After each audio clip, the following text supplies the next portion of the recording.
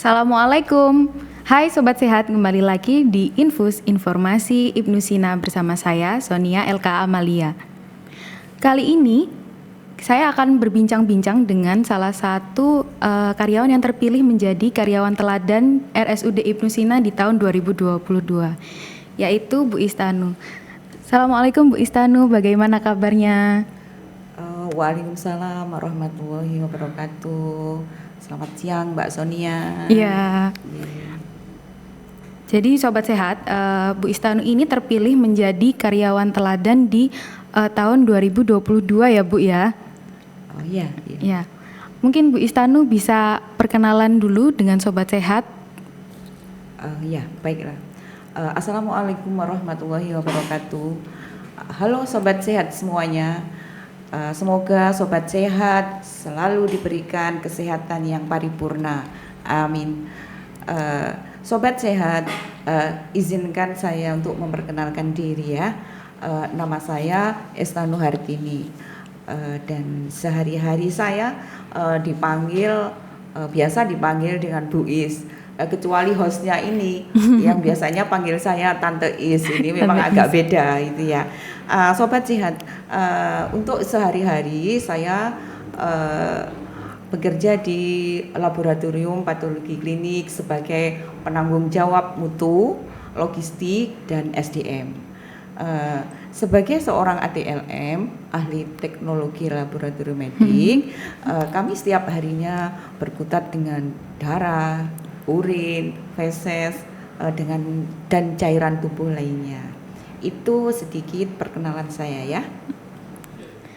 Ya, jadi itu tadi sedikit perkenalan dari Bu Istanu ya, bahwa Bu Istanu ini sekarang bekerja di instalasi laboratorium patologi klinik. Bu Istanu, boleh diceritain nggak gimana perasaannya waktu kemarin ternyata terpilih menjadi karyawan teladan di RSUD Ibnu Sina tahun 2022? Oh ya. Alhamdulillah ya, ternyata selama kami bekerja ada apresiasi atau penilaian baik pada diri kami meskipun banyak kekurangan-kekurangan pada diri kami. Sebenarnya begitu ya. Jadi ya agak ya senang sih, cuman ya kami harus bisa memberikan contoh yang lebih baik lagi. Karena kami mempunyai predikat ini, jadi agak terbebani sedikit. Beban. Iya. Tapi Bu Istanu sendiri waktu saat itu ngira nggak sih bahwa ternyata Bu Istanu ini yang terpilih sebagai salah satu karyawan teladan gitu loh? Oh ya, kami tidak mengira sama sekali karena pada waktu itu justru kami itu memberikan support, memberikan semangat pada teman-teman kami yang ada di laboratorium patologi klinik, patologi anatomi, dan unit bank darah untuk mengikuti lomba tersebut. Tapi ceritanya jadi lain. Setelah itu semua teman-teman sudah mengikuti, kami diminta ikut serta berpartisipasi, Mbak Sonia, untuk mengikuti lomba tersebut. Jadi kami ya mengikutinya dengan meskipun kami mengirimkan dokumen kami itu sudah pada detik-detik terakhir, pada saat waktu itu tanggal yang sudah ditentukan oleh panitia sudah mendekati waktu penutupan. Iya, mendekati waktu penutupan. Kami baru mengirimkan dokumen gitu. Tapi mendekati malah yang terpilih ya Bu ya? Iya, karena kami waktu itu kan niat kami dalam hati sih, niat kami dalam bekerja itu sebenarnya untuk membantu pasien yang datang ke RSUD Ibnu Sina ini dengan beban kadang ada sakit atau ada maksudnya yang kurang enak gitu kan dalam diri pasien itu. Nah, kami sebagai ahli teknologi laboratorium medik, kami kan bekerjanya di laboratorium, sehingga kami itu ingin memberikan pelayanan yang terbaik untuk pasien dan masyarakat yang datang ke RSUD Ibnu Sina ini, khususnya di laboratorium patologi klinik.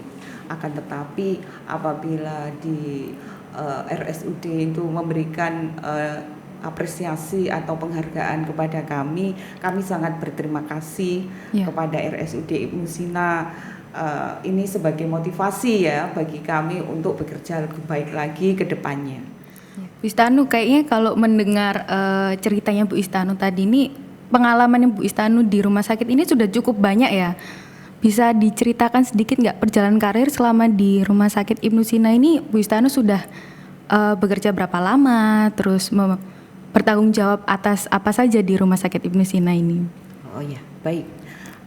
Begini Mbak Sonia, kami sudah mengabdi itu di RSUD Ibnu Sina kurang lebih selama 30 tahun.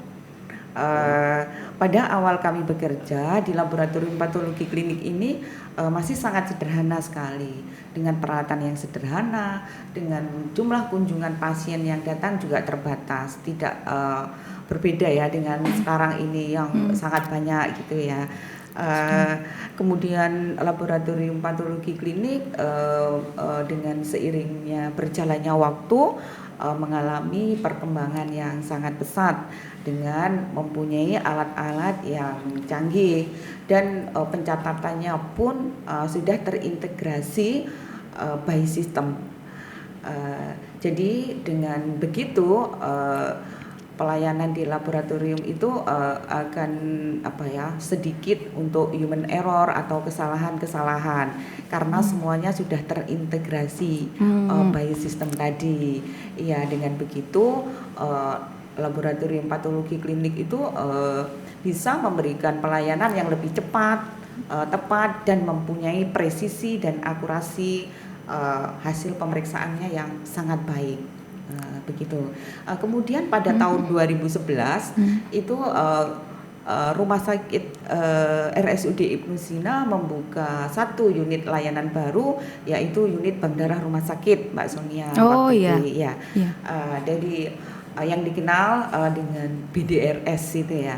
Dan BDRS itu sendiri suatu unit pelayanan yang bertanggung jawab atas ketersediaan darah untuk transfusi bagi seluruh pasien yang ada di seluruh ruang rawat inap di RSUD Ibnu Sina. Jadi kami ditugaskan dari instalasi patologi klinik ke unit baru tersebut, sehingga kami juga belajar waktu itu untuk bagaimana pelayanan darah itu supaya berjalan dengan baik, karena ada perbedaan Mbak Sonia, untuk expired itu untuk darah itu sangat pendek, hanya 1 bulan saja. Oh, hanya 1 bulan. Iya, jadi beda dengan obat-obatan yang ada di farmasi ataupun reagen yang ada di laboratorium. Kalau di unit bank darah hanya mempunyai expired yang sangat pendek. Jadi kami harus benar-benar memanage bagaimana supaya tidak terjadi expired tadi gitu. Jadi kami harus merencanakan dengan benar kebutuhan darah di rumah sakit ini untuk transfusi dan juga ketersediaan darahnya. Setelah itu pelayanan di BDRS sudah baik, sudah menjadi baik, dan kemudian saya ditarik kembali bertugas kembali di instalasi laboratorium patologi klinik sampai saat ini. Oh gitu, berarti terhitung hampir 10 tahun lebih ya di BDRS itu sendiri. Iya, dan sekarang pelayanan di unit BDRS sudah sangat baik sekali. Oh gitu. Bu Istanu, dalam melakukan pekerjaan itu kan pasti ada tantangan tersendiri ya. Kira-kira tantangan apa sih Bu Istanu yang sudah Bu Istanu dapatkan selama bekerja di RSUD Ibnu Sina ini? Oh ya, jadi tantangannya itu kalau di instalasi laboratorium patologi klinik itu lebih banyak lagi, karena laboratorium patologi klinik itu adalah suatu instalasi yang besar dan kompleks, karena di dalamnya itu kan ada pelayanan pemeriksaan yang terdiri dari ada hematologi, ada kimia klinik, ada imunologi klinik, ada mikrobiologi klinik, parasitologi, mikologi dan lain-lain. Dan kesemuanya itu berkaitan dengan kepentingan kesehatan untuk menunjang diagnosis penyakit, penyembuhan penyakit dan Iya. pemulihan kesehatan. Jadi laboratorium patologi klinik ini sangat penting perannya. Jadi untuk diagnosis pasien itu dokter itu juga membutuhkan dari hasil pemeriksaan dari laboratorium patologi klinik. Oh, begitu Juga ya. untuk terapi penyembuhan dari pasien itu juga dimonitor dan dievaluasi dari hasil pemeriksaan di laboratorium. Dan juga penyembuhannya. Jadi dikatakan sembuh bisa juga dilihat dari hasil pemeriksaan dari laboratorium itu sendiri. Oh, gitu. Iya. Jadi ternyata dengan adanya banyak pemeriksaan itu yang malah menjadi tantangan juga ya, Bu ya. Iya. Di samping itu untuk menunjang pelayanan pemeriksaan di laboratorium itu dibutuhkan juga pemenuhan kebutuhan dari logistik itu sendiri. Jadi logistik itu yang bisa berupa dari seperti bahan medis habis pakai, seperti reagen-reagen itu, dan juga bahan non medis juga. Karena kalau tidak ada reagen, ketersediaan dari reagen dari logistik ini terganggu, pelayanan juga akan terganggu. Jadi tidak bisa melakukan pemeriksaan itu sendiri. Jadi mungkin harus menyesuaikan juga mungkin ketersediaan reagennya, terus habis gitu pemeriksaan apa aja yang akan masuk juga gitu ya, Bu ya. Jadi untuk logistik itu sangat sangat utama, urgent dan vital untuk di laboratorium, karena pemeriksaan itu tidak bisa berjalan tanpa adanya logistik yang baik, ketersediaan reagen yang baik. Gitu. Iya. Begitu Mbak Sonia. Oh iya. Terus Bu Istanu suka duka selama menjalani pekerjaan hingga saat ini tuh apa saja sih Bu Istanu, mungkin bisa diceritakan? Oh iya, tadi ada yang kurang Mbak Sonia, jadi bisa saya tambahkan lagi ya. Boleh. Di laboratorium patologi klinik itu sebelum kita melakukan kegiatan setiap harinya, pemeriksaan setiap harinya itu dilakukan quality control. Jadi quality control itu kita harus lakukan untuk menjamin hasil pemeriksaan itu akurasi dan presisinya itu tetap terjaga gitu. Jadi pentingnya quality control adalah harus dilakukan setiap hari. Jadi kita tidak bisa melakukan pekerjaan, tidak bisa meneruskan pelayanan itu, pemeriksaan itu tidak bisa dilanjutkan apabila di dalam quality control itu tidak terpenuhi. Jadi bila quality control khususnya pemantapan mutu yang internal yang kita lakukan itu harus masuk semua nilainya di range yang sudah ditentukan. Jadi pemantapan mutu itu ada dua Mbak Sonia. Jadi mungkin Sobat Sehat harus tahu ya. Jadi pemantapan mutu itu ada dua Sobat Sehat. Ada pemantapan mutu internal, juga ada pemantapan mutu eksternal. Kenapa? Pemeriksaan di laboratorium kok lama sih gitu kan. Jadi kita tidak bisa melakukan pemeriksaan sebelum kita melakukan quality control, pemantapan mutu secara internal. Jadi semua pemeriksaan, semua itemnya itu harus masuk range dulu, baru kita melakukan pemeriksaan. Bila ada pasien periksa gitu, baru kita bisa melakukan pemeriksaan itu. Gitu. Berarti jadi ternyata dalam pemeriksaan itu ada seperti batasan gitu ya Bu ya. Mungkin jadi untuk menegakkan diagnosa itu perlu dicocokkan kembali dari range itu gitu ya, seperti yang tadi dijelaskan sama Bu Istanu itu. Iya benar. Jadi semua pemeriksaan item pemeriksaan itu kan banyak ya. Jadi semuanya harus terkontrol baik dan masuk range di pada saat pemantapan mutu internal. Jadi itu dilakukan setiap hari, Pak Sonia. Iya. Jadi sebelum mengerjakan itu, sebelum kita bekerja, kita pagi itu sudah kontrol semua alat kita. Jadi semua reagen kita kontrol dulu. Semua sudah oke, baru kita bisa melakukan pemeriksaan. Dan jangan lupa di laboratorium itu juga ada beberapa indikator mutu yang harus kita jaga dengan SPO kita itu, dengan SPO-nya. Oh iya. Ya, ada beberapa indikator mutu ya Mbak Sonia di laboratorium itu, mungkin ada 3 macam indikator mutu ya. Jadi indikator nasional mutu atau yang biasa kita kenal dengan INM, indikator mutu prioritas rumah sakit atau IMPRS, dan indikator mutu prioritas unit atau IMP unit.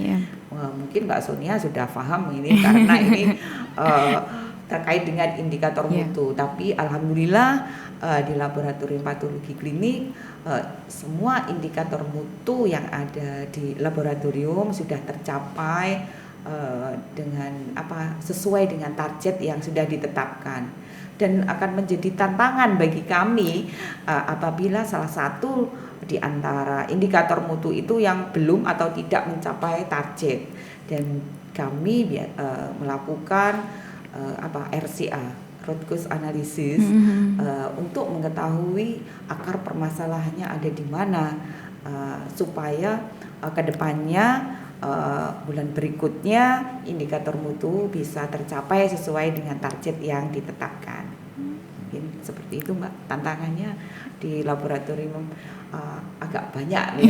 Iya betul. Jadi ternyata tantangannya itu kan banyak ya Bu ya. Terus kembali lagi ke yang tadi, suka dukanya, kalau mungkin dukanya tuh ya termasuk dari tantangan yang ada tadi ya. Lalu kalau mungkin suka dari selama bekerja di sini tuh kira-kira sudah Bu Istanu sudah bisa mendapatkan apa saja di sini? Kalau sukanya ya, kalau kita bekerja itu seandainya dalam bekerja kita ada suatu masalah atau permasalahan dan kita bisa memberikan solusi, ada solusi dan bisa tertangani dengan baik, kami itu sangat senang gitu ya. Dan yang kedua, saya tuh senang sekali kalau teman-teman di laboratorium patologi klinik itu mempunyai satu kata semangat dalam memberikan pelayanan yang lebih baik lagi dan lebih baik lagi. Itu suka sekali gitu, karena kita bisa bersama-sama melakukan, karena kita tidak bisa hanya 1 atau 2 orang, karena di laboratorium bekerjanya adalah bekerja dengan tim, dengan berbagai macam bidang di sana. Jadi ada macam-macam di semua bidang itu, ada ya hematologi tadi yang sudah saya sebutkan, semuanya bersatu selalu memberikan kata semangat untuk bekerja dan memberikan pelayanan yang lebih baik lagi. Mungkin seperti itu Mbak Sonia. Iya. Waktu dengerin penjelasan tadi itu ternyata Bu Istanu itu sebelumnya di bank darah rumah sakit, lalu kemudian sekarang dipindahkan untuk bertugas di instalasi patologi klinik ya Bu ya.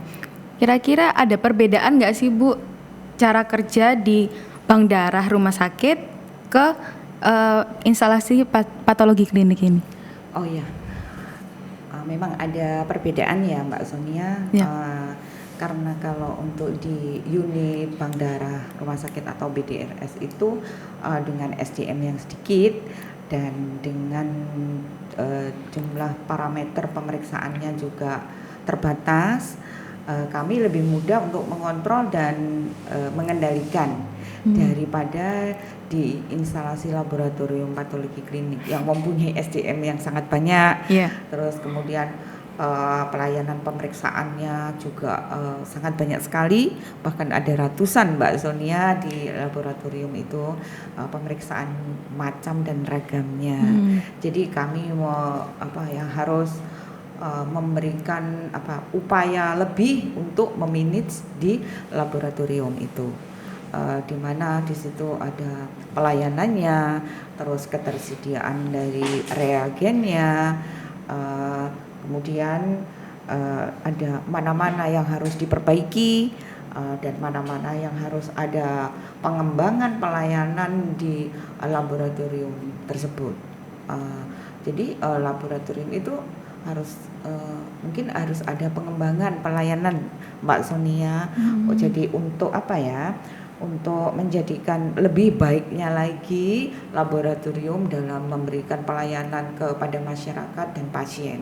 Jadi lebih beragam lagi. Jadi semua kalau bisa ya pengembangan pelayanan itu bisa kami lakukan sehingga kebutuhan pemeriksaan yang dibutuhkan ya dari DPJP itu bisa kita handle semuanya. Jadi tanpa harus merujuk ke laboratorium luar.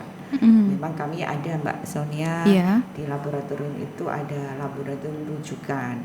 Tapi seandainya ya kami bisa melakukan itu di laboratorium RSUD Ibnu Sina, kami akan upayakan untuk selalu berinovasi, mengembangkan pelayanan di laboratorium itu sendiri. Mungkin seperti itu. Ya, Bu Istarnu, setelah mendengar ternyata laboratorium itu banyak ya tenaganya, ada sekitar 32 dari berbagai ketenagaannya yang latar belakang pendidikannya ya. Ya. Lalu bagaimana cara Bu Istarnu sendiri ini untuk mengatur ketenagaan yang di instalasi laboratorium patologi klinik ini itu seperti apa? Jadi sebagian besar di laboratorium itu tenaga SDM kita itu berlatar belakang pendidikannya itu ATLM, ahli teknologi laboratorium medik. Ya, sebagian besar ATLM dan memang ada beberapa dari IT untuk menunjang administrasi kita. Nah, untuk di ATLM-nya sendiri itu kan banyak sekali ya, dengan pos-pos di laboratorium itu ada laboratorium induk, ada laboratorium di IGD, ada MCU, ada yang harus ambil sampling di ruangan-ruangan. Jadi kami harus memberikan tupoksi yang jelas ke teman-teman itu semuanya. Jadi di laboratorium induk sendiri itu kan ada sampling di sana untuk dari rawat jalan, kemudian ada bagian pendaftaran, kemudian ada kimia klinik, ada hematologi, ada mikrobiologi klinik, dan juga administrasi di laboratorium induk. Kemudian ada juga di laboratorium IGD dan juga ada di MCU. Dan setiap pagi teman-teman dari laboratorium itu kita bagi ATLM-nya itu ya, yang dinas pagi kita bagi untuk sampling di ruangan-ruangan. Jadi sampling di ruang, katakanlah kita membaginya itu sampling di ruang flamboyan gitu. Kan ada satu atap, di flamboyan itu di pavilion. Jadi saya jadikan satu di sana itu ada samplingnya. Ruang flamboyan, anggrek dan Wijaya Kusuma. Jadi saya itu Mbak Sonia area gitu. Jadi memang memanagenya itu sampai sedetail itu. Jadi supaya tidak ada kendala, maksudnya tidak saling loh, saya harus di mana? Jadi harus jelas. Jadi jelas. Iya, begitu. Juga untuk kami juga melakukan koordinasi harian bersama semua staf laboratorium yang biasa sebelum kita melakukan kegiatan atau yang biasanya kita briefing pagi itu Mbak pagi. Ya ada briefing pagi, dan juga kami koordinasi juga dengan semua teman-teman laboratorium dan juga kepala instalasi laboratorium patologi klinik setiap bulannya dengan rapat bulanan. Kami mengevaluasi apa-apa yang sudah kita kerjakan dan apa-apa yang akan kami kerjakan untuk bulan kedepannya. Jadi tapi di samping rapat bulanan, kami juga melakukan rapat khusus. Jadi ada rapat khusus bila ada suatu masalah yang memerlukan penanganan segera. Ya, jadi kondisional ya, iya, untuk yang rapat khususnya, iya, itu. Iya. Jadi Sobat Sehat ya, saya ini sangat kenal dengan Bu Istanu ya. Bu Istanu ini kegiatannya ini kayaknya nggak cuman di instalasi patologi klinik saja nih. Bu Istanu bisa diceritakan kegiatan apa aja nih yang diikutin di RSUD Ibnu Sina selain bekerja di laboratorium patologi klinik? Oh iya, jadi saya agak malu sih kalau bercerita ini. Jadi kegiatan-kegiatan di luar pekerjaan itu kami ada banyak yang saya ikuti ya, Mbak Sonia. Yeah. Mungkin bersama teman-teman. Iya, betul. Jadi ada saya kan sebagai koordinator di Majelis Taklim Putri di RSUD ini. Terus kemudian kami juga ikut serta di Satuan Pemeriksaan Internal Rumah Sakit atau SPI.